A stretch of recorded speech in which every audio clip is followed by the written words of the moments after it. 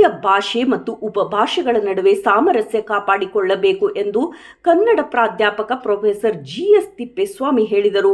ಇಲ್ಲಿನ ತಾಲೂಕಾ ಕನ್ನಡ ಸಾಹಿತ್ಯ ಪರಿಷತ್ತು ಹಾಗೂ HPPC ಸರ್ಕಾರಿ ಪ್ರಥಮ ದರ್ಜೆ ಕಾಲೇಜು ಕನ್ನಡ ವಿಭಾಗ ಇವುಗಳ ಸಹಯೋಗದಲ್ಲಿ ಗುರುವಾರ ಹಮ್ಮಿಕೊಂಡಿದ್ದ ಭಾರತೀಯ ಇತರ ಭಾಷೆಗಳೊಡನೆ ಕನ್ನಡ ಸಂಬಂಧ ಮತ್ತು ಸೃಜನಶೀಲತೆ, ಕನ್ನಡ ಅಭಿವ್ಯಕ್ತಿಯ ವೈಶಿಷ್ಟ್ಯಗಳ ಕುರಿತು ವಿಶೇಷ ದತ್ತಿ ಉಪನ್ಯಾಸ ಕಾರ್ಯಕ್ರಮದಲ್ಲಿ ಅವರು ಮಾತನಾಡಿದರು. ಭಾಷೆಗೆ ಗೌಪ್ಯತೆ ಮತ್ತು ರಹಸ್ಯತೆ ಗುಣ ಇರುವುದರಿಂದ ಪಂಪ, ರನ್ನ, ಪೊನ್ನ ಮುಂತಾದ ಪ್ರಾಚೀನ ಕವಿಗಳು ತಮ್ಮ ಕಾವ್ಯಗಳಲ್ಲಿ ಭಾಷೆಯನ್ನು ಚೆನ್ನಾಗಿ ದುಡಿಸಿಕೊಂಡಿದ್ದಾರೆ. ಅವರ ಕಾವ್ಯಗಳನ್ನು ಹೆಚ್ಚು ಓದುವುದರ ಮೂಲಕ ಭಾಷಾ ಸಾಮರ್ಥ್ಯ ಬೆಳೆಸಿಕೊಳ್ಳಬೇಕು ಎಂದು ವಿದ್ಯಾರ್ಥಿಗಳಿಗೆ ಸಲಹೆಯನ್ನ ನೀಡಿದರು. ಪ್ರಾಂಶುಪಾಲ ಪ್ರೊಫೆಸರ್ BS ಮಂಜುನಾಥ್ ಮಾತನಾಡಿ, ನಾಡಿನ ಕನ್ನಡ ಸಾಹಿತ್ಯ ಕ್ಷೇತ್ರಕ್ಕೆ ತಳಕು ಹಾಗೂ ಬೆಳಗೇರೆ ಮನೆತನದ ಕೊಡುಗೆ ಅಪಾರವಾಗಿದೆ.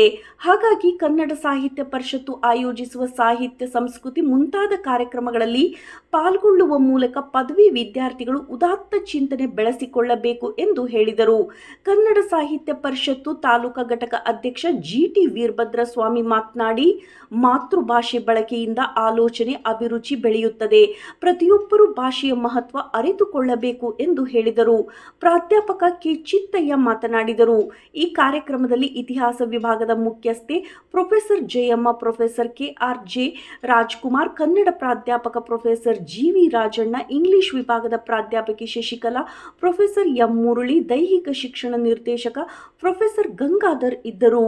ಚಳ್ಳಕೆರೆ ನಗರದ HPPC ಸರ್ಕಾರಿ ಪ್ರಥಮ ದರ್ಜೆ ಕಾಲೇಜಿನ ಕನ್ನಡ ವಿಭಾಗದಲ್ಲಿ ಗುರುವಾರ ತಾಲೂಕಾ ಕನ್ನಡ ಸಾಹಿತ್ಯ ಪರಿಷತ್ತು ಆಯೋಜಿಸಿದ್ದ ದತ್ತಿ ಉಪನ್ಯಾಸ ಕಾರ್ಯಕ್ರಮ ಪ್ರಾಂಶುಪಾಲ ಪ್ರೊಫೆಸರ್ BS ಮಂಜುನಾಥ ಉದ್ಘಾಟಿಸಿದರು.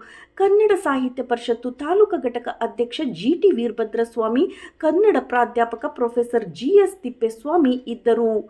ವರದಿ KT ಓಬ್ಳೇಶ್, ನಲಗೇತನಹಟ್ಟಿ.